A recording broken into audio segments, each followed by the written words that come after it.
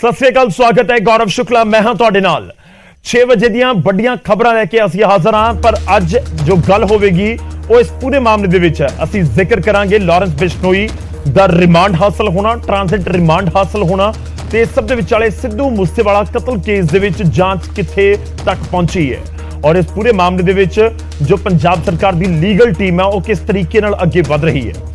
साडे नाल इस समय बहुत खास मेहमान जुड़ रहे हैं। साडे नाल जुड़ रहे हैं अनमोल रतन सिंह सिद्धू जी, एडवोकेट जनरल ने पंजाब सरकार दे। बहुत बहुत स्वागत है सर तुहाडा न्यूज़ 18 पंजाब दे उत्ते। मैं शुरुआत करन जा रहा, मैं सब तो पहला तुहाडे तो यही जानना चाहुंदा हां, पंजाब दे लोग जानना चाहुंदे होणगे।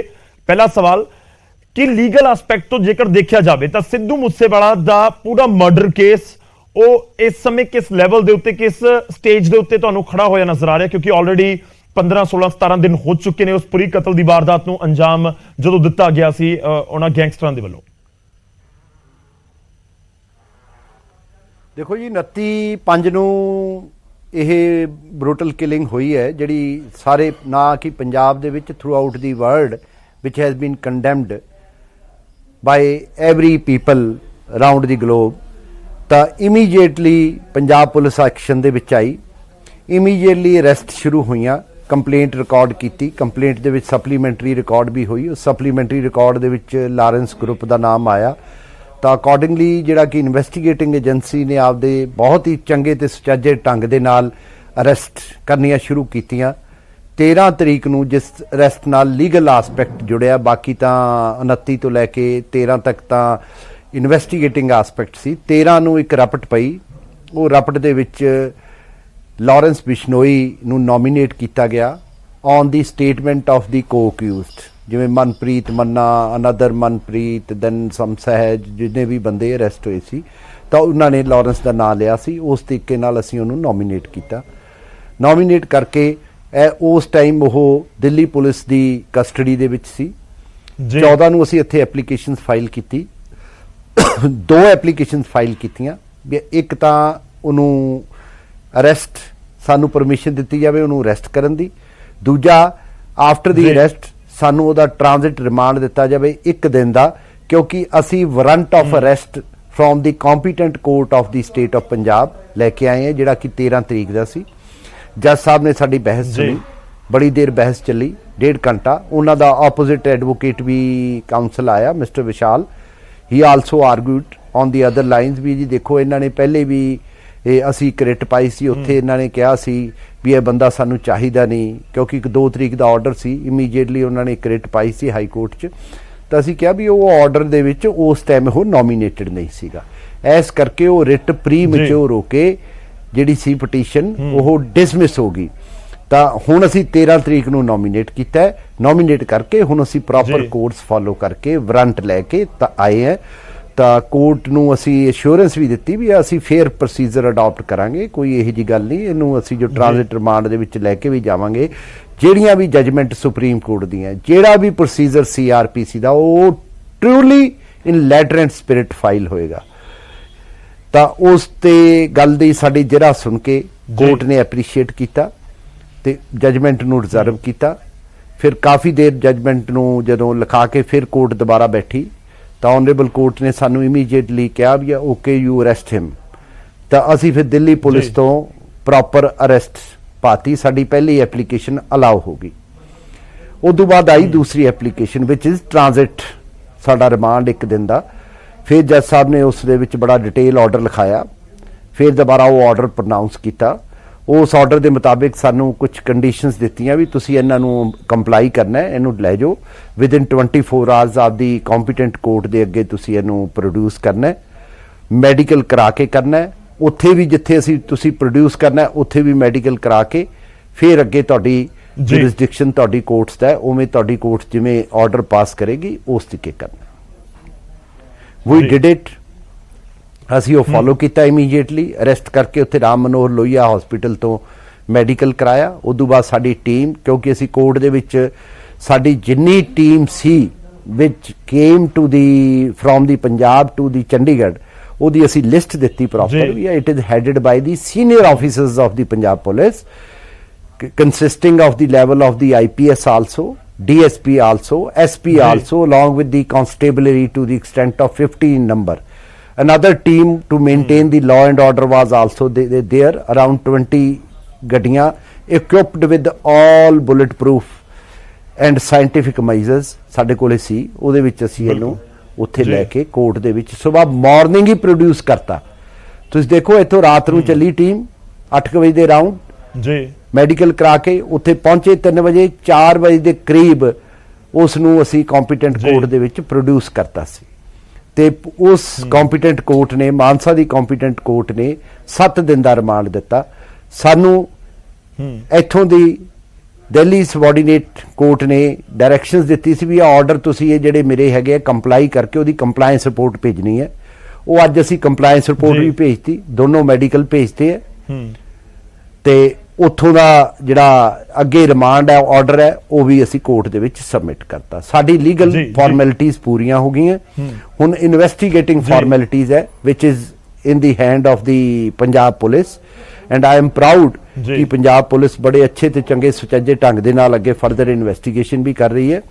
ਸਾਰਾ ਮਸਲਾ ਟੋਟਲ ਸੀਕ੍ਰੇਟਿਵ ਵੀ ਰੱਖਿਆ ਜਾ ਰਿਹਾ ਹੈ। ਜਿਵੇਂ ਪਹਿਲੇ ਵੀ ਸਾਡੇ ਸੀਐਮ ਸਾਹਿਬ ਨੇ ਸਾਨੂੰ ਕਿਹਾ ਵੀ ਇਮੀਡੀਏਟਲੀ ਉੱਥੇ ਪਹੁੰਚੋ, ਜਿਹੜਾ ਕਿ ਬੜਾ ਯੂਨੀਕ ਤੇ ਸਰਾਹਨੀय ਸਟੈਪ ਹੈ ਕਿ ਸੀਐਮ ਸਾਹਿਬ ਬੜੇ ਪਰਸਨਲੀ ਲੈਵਲ ਤੇ ਇਹਦੇ ਵਿੱਚ ਇੰਟਰਸਟ ਲਿਆ, ਮੈਨੂੰ ਸਪੈਸ਼ਲੀ ਭੇਜਿਆ ਵੀ ਉੱਥੇ ਜਾ ਕੇ ਇਸ ਕੇਸ ਨੂੰ ਕੰਟੈਸਟ ਕਰੋ ਤੇ ਅਸੀਂ ਮੈਂ ਉੱਥੇ ਗਿਆ ਉਹਨਾਂ ਦੀ ਵਿਸ਼ ਨੂੰ ਲੈ ਕੇ, ਪੰਜਾਬ ਦੇ ਲੋਕਾਂ ਦੀ ਵਿਸ਼ ਨੂੰ ਲੈ ਕੇ ਤੇ ਸਾਨੂੰ ਉਸ ਦੀ ਜਿਵੇਂ ਆਦੇ ਹੁੰਦੇ ਸਰਦਲ ਤੇ ਜਿਵੇਂ ਅਸੀਂ ਸਦਕਾ ਦਿੱਤਾ ਸਬਆਰਡੀਨੇਟ ਜੁਡੀਸ਼ਰੀ ਤੇ ਉਹ ਸਾਨੂੰ ਸੌਗਾਤ ਬਣ ਕੇ ਪ੍ਰਵਾਨ ਹੋਇਆ। ਉਹ ਸੌਗਾਤ ਜਿਹੜੀ ਸਾਨੂੰ ਮਿਲੀ ਉਹ ਲੋਕਾਂ ਦੇ ਪੰਜਾਬ ਦੇ ਪੀਪਲਸ ਦੇ ਲਈ ਇੱਕ ਸੌਗਾਤ ਸੀ, ਉਹਦੀ ਕਸਟਡੀ ਤਾਂ ਕਿ ਇਨਵੈਸਟੀਗੇਸ਼ਨ ਪੂਰੀ ਹੋ ਸਕੇ। ਉਹਨਾਂ ਦੇ ਮਾਂ-ਬਾਪ ਸਿੱਧੂ ਮੂਸੇਵਾਲੇ ਦੇ ਅੱਗੇ ਉਹਨਾਂ ਦਾ ਪਰਿਵਾਰ ਆਲਦੋ ਜੋ ਚੀਜ਼ਾਂ ਮਤਵਾਦੇ ਹੁੰਦੇ ਹੈ ਜੋ ਭਾਵੇਂ ਕਰਤਾਰ ਜੋ ਚੀਜ਼ਾਂ ਵਿਛੜ ਗਈਆਂ ਉਹ ਤਾਂ ਨਹੀਂ ਆਉਂਦੀਆਂ ਪਰ ਇੱਕ ਸੋਲੇਸ ਜ਼ਰੂਰ ਆਉਂਦਾ ਹੈ ਕਿ ਦੇਖੋ ਗਵਰਨਮੈਂਟ ਨੇ ਕਿਸ ਤਰੀਕੇ ਇਮੀਡੀਏਟ ਸਾਰੇ ਐਕਸ਼ਨ ਲਏ ਹੈ ਤੇ ਹੁਣ ਲੈ ਵੀ ਰਹੇ ਹੈ ਦਵਾ ਦਵ। ਮਤਲਬ it is investigation is by minute to minute, hour to hour it is being monitored by the DGP also, by the Honorable Chief Minister of the State of Punjab also. ਜੀ ਹਾਂਜੀ ਸਰ ਇੱਕ ਲੋਕ ਇਹ ਵੀ ਜਾਨਣਾ ਚਾਹੁੰਦੇ ਨੇ ਕਿ 13 ਤਰੀਕ ਤੱਕ ਜਿਹੜਾ ਅਰੈਸਟ ਵਾਰੰਟ ਮਿਲਿਆ 13 ਤਰੀਕ ਨੂੰ, ਕਿਉਂਕਿ ਪਹਿਲੇ ਦਿਨ ਜਿਸ ਦਿਨ ਇਹ ਘਟਨਾ ਵਾਪਰਦੀ ਹੈ 29 ਤਰੀਕ ਨੂੰ, ਉਸ ਤੋਂ ਥੋੜੀ ਦੇਰ ਬਾਅਦ ਲਾਰੈਂਸ ਬਿਸ਼ਨੋਈ ਗੈਂਗ ਦਾ ਨਾਮ ਆਉਣਾ ਸ਼ੁਰੂ ਹੋ ਗਿਆ ਸੀ, ਤਾਂ ਫਿਰ ਇੰਨਾ ਇੰਤਜ਼ਾਰ ਕਿਉਂ ਹੋਇਆ? ਕਰੀਬ ਜਾ ਕੇ 16-17 ਦਿਨ ਬਾਅਦ ਉਸ ਦੀ ਐਪਲੀਕੇਸ਼ਨ ਉਸ ਦੇ ਟ੍ਰਾਂਜ਼ਿਟ ਰਿਮਾਂਡ ਦੇ ਲਈ ਪ੍ਰੋਡਕਸ਼ਨ ਵਾਰੰਟ ਦੇ ਲਈ ਕਿਉਂ ਲਗਾਈ ਗਈ? ਇਹ ਇੰਨਾ ਇੰਤਜ਼ਾਰ ਇੰਨਾ ਲੇਟ ਕਿਉਂ ਹੋਇਆ? ਉਹਦੇ ਚ ਕਈ ਲੀਗਲ ਚੀਜ਼ਾਂ ਹੁੰਦੀਆਂ ਜਿਹੜੀਆਂ ਕਿ ਨਹੀਂ ਜਿਵੇਂ ਆਦੇ ਹੁੰਦੇ ਲੀਗਲ ਕਰਾਫਟਸ ਵਾਲੀਆਂ ਗੱਲਾਂ ਹੁੰਦੀਆਂ, ਕਿਉਂਕਿ ਉਹਦੇ ਪਹਿਲੇ ਨਾਲ ਦੀ ਨਾਲ ਰਿਟ ਪੈ ਗਈ ਸੀ। ਬਾਕੀ FIR ਦੇ ਵਿੱਚ ਲਾਰੈਂਸ ਗਰੁੱਪ ਲਿਖਿਆ ਸੀ ਨਾ ਕਿ ਲਾਰੈਂਸ ਦਾ ਨਾਮ ਲਿਖਿਆ ਸੀ, ਤਾਂ ਫਿਰ ਉਵੇਂ ਇਨਵੈਸਟੀਗੇਸ਼ਨ ਨੇ ਅੱਗੇ ਬੰਦੇ ਫੜੇ। ਕੋਈ ਬੰਦਾ ਕਿਸੇ ਸਟੇਜ ਤੋਂ ਕਿਸੇ ਨੂੰ ਪ੍ਰੋਡਕਸ਼ਨ ਵਾਰੰਟ ਤੇ ਲਿਆਂਦਾ, 267 ਦਾ ਪ੍ਰੋਸੀਜਰ ਫਾਲੋ ਕੀਤਾ, ਜਿਵੇਂ ਜਿਵੇਂ ਉਹਨਾਂ ਦੀਆਂ ਫਿਰ ਸਟੇਟਮੈਂਟਾਂ ਲੱਗੀਆਂ ਉਹਨਾਂ ਸਟੇਟਮੈਂਟਸ ਤੋਂ ਪਤਾ ਲੱਗਿਆ, ਫਿਰ ਉਸ ਤਰੀਕੇ ਅਸੀਂ ਇਹਦੇ 'ਚ ਨੋਮੀਨੇਸ਼ਨ ਹੋਈ ਹੈ, ਪ੍ਰੋਪਰ ਪ੍ਰੋਸੀਜਰ ਕੀਤਾ ਅਸੀਂ। ਕਿਉਂਕਿ ਉਹਦੇ 'ਚ ਦੇਰੀ ਇੱਕ ਇਹ ਵੀ ਹੋਈ ਸੀ ਕਿਉਂਕਿ ਉਹ ਪੁਲਿਸ ਕਸਟਡੀ ਦੇ ਵਿੱਚ ਦਿੱਲੀ ਪੁਲਿਸ ਦੇ ਵਿੱਚ ਸੀ, ਅਸੀਂ ਉਹਨੂੰ ਇਮੀਡੀਏਟਲੀ ਲਿਆ ਨਹੀਂ ਸਕਦੇ ਸੀ ਜਿੰਨੀ ਦੇਰ ਦਿੱਲੀ ਪੁਲਿਸ ਦੀ ਕਸਟਡੀ ਪੂਰੀ ਨਹੀਂ ਹੁੰਦੀ ਸੀ।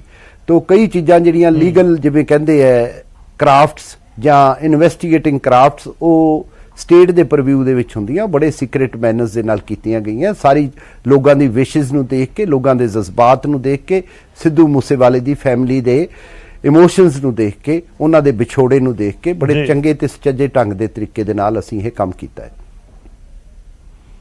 ਸਰ ਹੁਣ ਤੱਕ ਦੀ ਜਾਂਚ ਦੇ ਬਾਅਦ ਇਹ ਸਮਝਿਆ ਜਾਵੇ ਕਿ ਲਾਰੈਂਸ ਬਿਸ਼ਨੋਈ ਹੀ ਮਾਸਟਰਮਾਈਂਡ ਨਜ਼ਰ ਆ ਰਿਹਾ ਹੈ ਇਸ ਪੂਰੇ ਮਾਮਲੇ ਦੇ ਵਿੱਚ। ਤੁਸੀਂ ਜ਼ਿਕਰ ਕੀਤਾ ਕਿ ਅਲੱਗ-ਅਲੱਗ ਗੁਰਗੇ ਉਸ ਦੇ ਗ੍ਰਿਫਤਾਰ ਕੀਤੇ ਗਏ, ਉਸ ਤੋਂ ਬਾਅਦ ਕੁਝ ਨੂੰ ਪ੍ਰੋਡਕਸ਼ਨ ਵਾਰੰਟ ਤੇ ਲਿਆਂਦਾ ਗਿਆ ਤੇ ਉਸ ਤੋਂ ਬਾਅਦ ਤੱਥ ਸਾਹਮਣੇ ਆਏ ਤੇ ਹੁਣ ਲਾਰੈਂਸ ਬਿਸ਼ਨੋਈ ਇਸ ਸਮੇਂ ਪੰਜਾਬ ਪੁਲਿਸ ਦੀ ਕਸਟਡੀ ਦੇ ਵਿੱਚ ਹੈ। ਕਿ ਲਾਰੈਂਸ ਬਿਸ਼ਨੋਈ ਹੀ ਨਜ਼ਰ ਆ ਰਿਹਾ ਹੈ ਇਸ ਪੂਰੇ ਕਤਲकांड ਦਾ ਮਾਸਟਰਮਾਈਂਡ?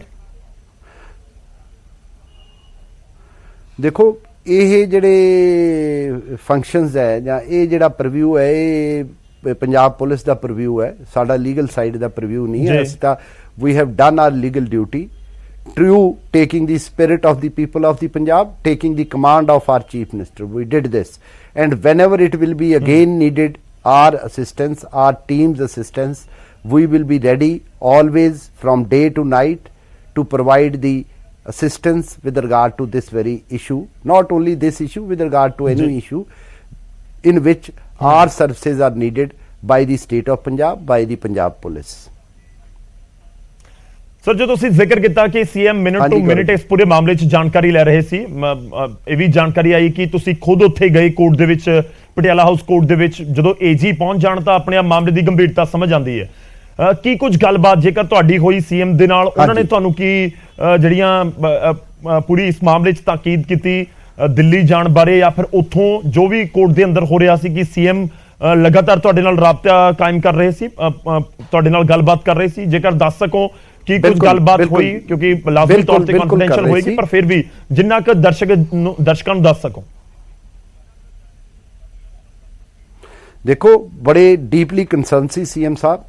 ਉਹ ਚਾਹੁੰਦੇ ਸੀ ਵੀ ਜਿਹੜੇ ਰੀਅਲ ਕਲਪ੍ਰਿਟ ਹੈ they are to be brought to the books, ਤੇ ਇਮੀਡੀਏਟਲੀ ਜਿਹੜੀ ਇਹ ਲੋਕਾਂ ਦੀ ਆਵਾਜ਼ ਹੈ, ਲੋਕਾਂ ਦੀ ਇਸ ਆਵਾਜ਼ ਨੂੰ, ਇਹਨਾਂ ਦੀ ਵਿਸ਼ੇਸ ਨੂੰ ਇਮੀਡੀਏਟਲੀ ਪੂਰਾ ਕਰੋ। ਆਪਾਂ ਆਪਦੀ ਇਨਵੈਸਟੀਗੇਸ਼ਨ ਦੇ ਵਿੱਚ ਜੇ ਤੈਨੂੰ ਜਾਣਾ ਵੀ ਪਵੇ JMIC, ਜਿਹੜੀ ਕਿ ਹਿਸਟਰੀ ਹੈ, first time the Advocate General of the Punjab went to argue the case before the JMIC, and ਮੈਂ ਉਹਦੇ ਬਾਰੇ ਕੋਈ ਗੁਰੇਜ਼ ਨਹੀਂ ਕੀਤਾ, ਕੋਈ ਨਾ ਨਹੀਂ ਕੀਤੀ, ਕਿਉਂਕਿ ਮੈਂ ਕਮਾਂਡ ਲੈਣੀ ਸੀ ਆਪਦੇ ਚੀਫ ਮਿਨਿਸਟਰ ਸਾਹਿਬ ਦੀ, ਉਹਨਾਂ ਦੇ ਜਜ਼ਬਾਤ ਨੂੰ ਦੇਖਦੇ ਹੋਏ, ਕਿਉਂਕਿ ਚੀਫ ਮਿਨਿਸਟਰ ਸਾਹਿਬ ਇੱਕ ਜਨਤਾ ਦੀ ਆਵਾਜ਼ ਹੈ। ਉਸ ਆਵਾਜ਼ ਨੂੰ ਲੈ ਕੇ ਮੈਂ ਉਵੇਂ ਇਮੀਡੀਏਟਲੀ ਉਹਦੀ ਪਾਲਣਾ ਕੀਤੀ, and I went there.